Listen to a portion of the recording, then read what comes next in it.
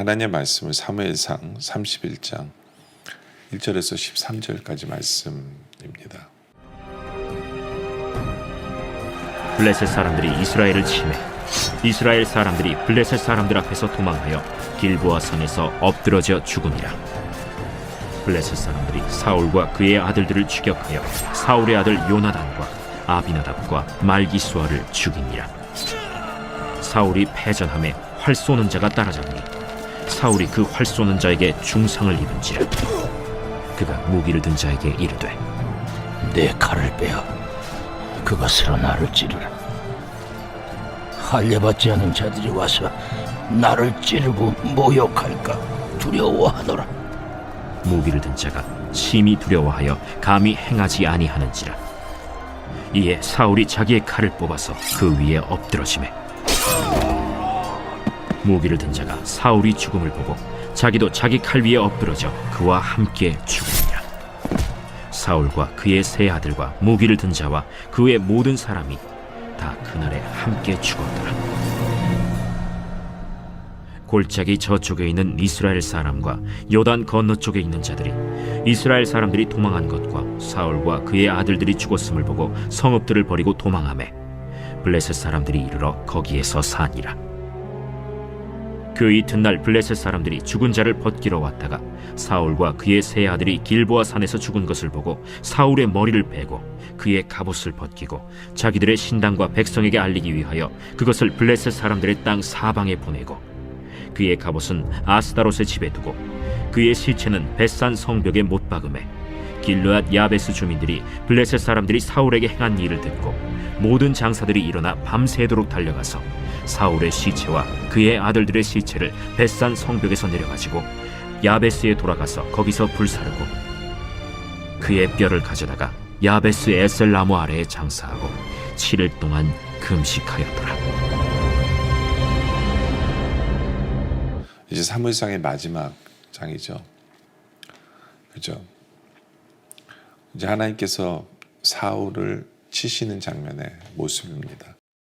1절에 보니까 블레셋 사람들이 이스라엘 침해, 이스라엘 사람들이 블레셋 사람들 앞에서 도망하여 길보아 산에서 엎드려 죽으니라. 그래서 2절에 블레셋 사람들이 사울과 그의 아들들을 추격하여 사울의 아들 요나단과 아미나답과 말기수아를 죽이니라. 그러면서 3절에 사울이 패전함에 활 쏘는 자가 따라잡으니 사울이 그 활 쏘는 자에게 중상을 입게 되어지고 결국에는 사울이 죽게 되어지죠. 다윗을 그렇게 괴롭혔던 사울. 보통 우리들은 그런 생각을 해요. 왜 하나님께서 내 원수를 빨리 치시지 않을까? 다윗이 그런 케이스였을 수도 있어요. 그렇게 다윗을 죽이려고 사울이 다윗을 힘들게 했잖아요. 그래서 다윗은 하나님 어느 때까지입니까? 라고 이런 한탄의 기도도 많이 드렸어요. 왜냐하면 하나님께서 빨리 사울을 치지 않으셨거든요. 물론 결국엔 사울을 치셨지만 이 장면에 그 이유가 있어요. 그 이유가 뭐냐면 나의 원수들도 귀한 영혼이기 때문에 그래요. 나의 원수들에게도 하나님께서 기회를 주시기 때문에 그래요. 하나님께서 치시면 그게 마지막이거든요. 그렇기 때문에 그들이 회개할 기회를 주시고 그런 거예요. 그렇기 때문에 내 마음대로 하나님 빨리 뭐 이게 아니라 하나님 시간 안에 하나님이 알아서 하시도록 해야 하는 거죠. 하나님께서는 끝까지 사울에게 기회를 주시는 것 같아요. 보세요. 화재 맞아서 중상을 입었어요. 바로 죽지 않았어요. 그 얘기는 뭐냐 하면 그 얘기는 이제 죽기 전에 회개할 기회를 주시는 거거든요. 솔직히. 회개할 기회를 주시는 거예요. 중상은 입었지만 살아있잖아요. 기회가 있는 거거든요. 기회가 있어요.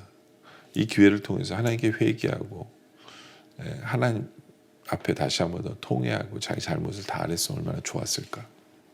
그런데 다윗은 그 귀한 하나님 주신 기회 앞에서 뭐 하냐면 4절에 보니까 그가 무기를 든 자에게 이르되 내 칼을 빼어 그곳으로 나를 찌르라. 할례받지 않은 자들이 와서 나를 찌르고 모욕할까 두려워하노라.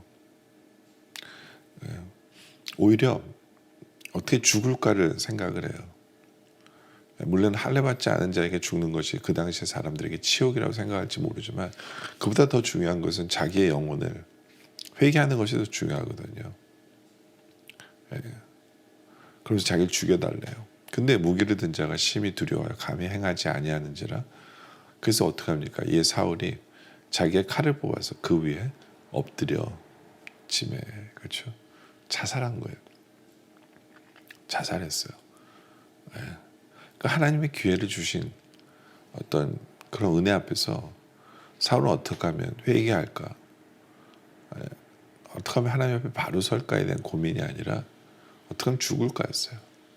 어떻게 자살할 것인가를 고민을 했다라는 겁니다. 그리고 결국에는 5절에 무기를 든 자가 사울의 죽임을 보고 자기도 자기 칼 위에 엎드려져서 그와 함께 죽습니다. 그게 옳은 줄 알고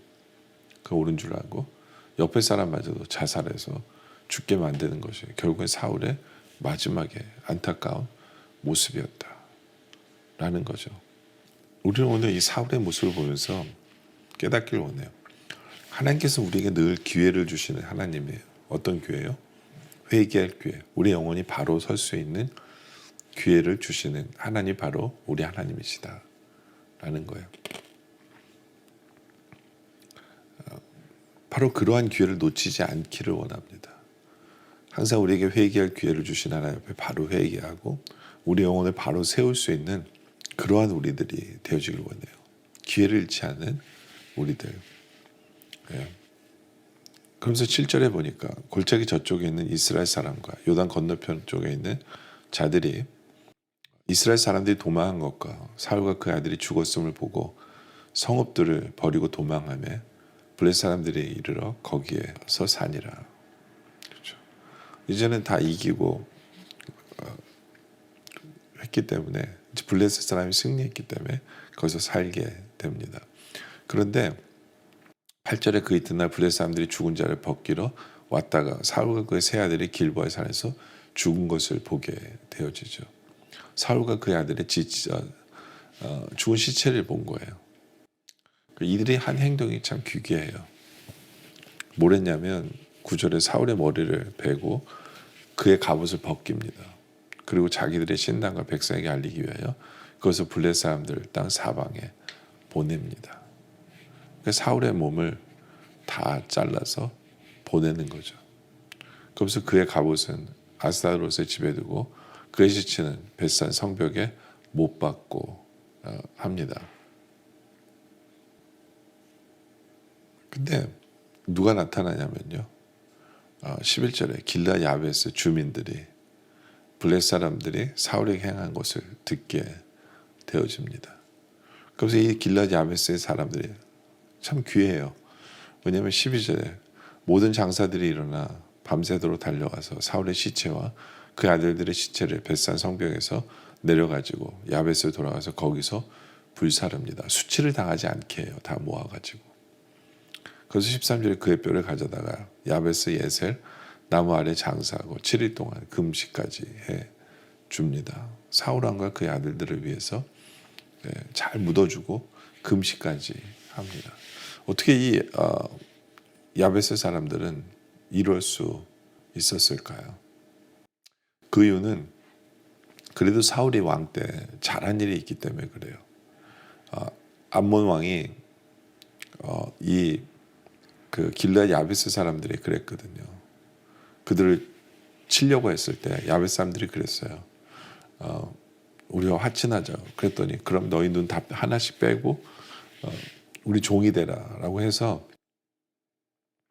이 사람들이 동맹을 맺지 못하고 사울에게 도움을 요청하고 사울 왕이 그들을 쳐서 무찔러 줘요. 그러니까 이들은 그 은혜를 잊지 못하는 거예요. 그 은혜를. 그러니까 이게 중요한 거예요. 여러분들 우리가 살아있는 동안에 다른 사람의 복이 되고 다른 사람을 위해서 살고 한다는 건 그건 어디 안 가요. 이들은 이것을 기억해서 사랑의 은혜를 보답하는 것을 보게 되잖아요. 어떤 면에서 왕으로서 당연한 거예요. 이들을 도와 자기 백성 돕는 게 얼마나 당연해요.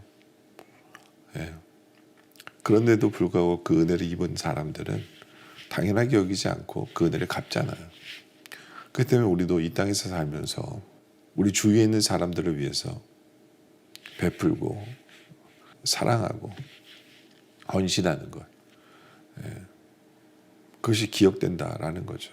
어떤 면에서 사람은 잊어버릴지 모르지만 하나님께서는 기억하세요. 하나님께서는 기억하세요. 하물며 사울왕, 이 죄인된 사울왕도 기억하잖아요. 그렇기 때문에 우리가 이 땅에 살면서 베풀며 사랑하며 살아갈 줄 아는, 그래서 다른 사람에게 복이 되는 삶을 살아갈 줄 아는 바로 그러한 삶을 살아가는 우리들이 되어지시기를 주님의 이름으로 축원합니다. 기도드리겠습니다. 아버지 하나님, 우리가 날마다 살아가면서 하나님이 우리에게 주신 회개의 기회, 돌아설 수 있는 기회 놓치지 않게 하여 주시옵소서. 늘 제대로 회개하고 하나님 앞에 바로 설 수 있는 그 기회를 늘 살리는 우리들 되게 하여 주시옵소서. 또 아버지 하나님, 우리가 살아가면서 늘 다른 사람에게 복이 되는 삶, 다른 사람을 돕는 삶, 왜냐하면 그것을 하나님이 기억해 주시고 갚아주시는 하나님이시기에 우리가 다른 사람이 복이 되는 삶을 살아가는 그런 우리들 되어줄 수 있도록 주님 인도하여 주시옵소서. 오늘 말씀에 감사드리며 계속된 기도 속에 함께 하셨길 바라며 예수님의 이름으로 간절히 기도드립니다. 아멘.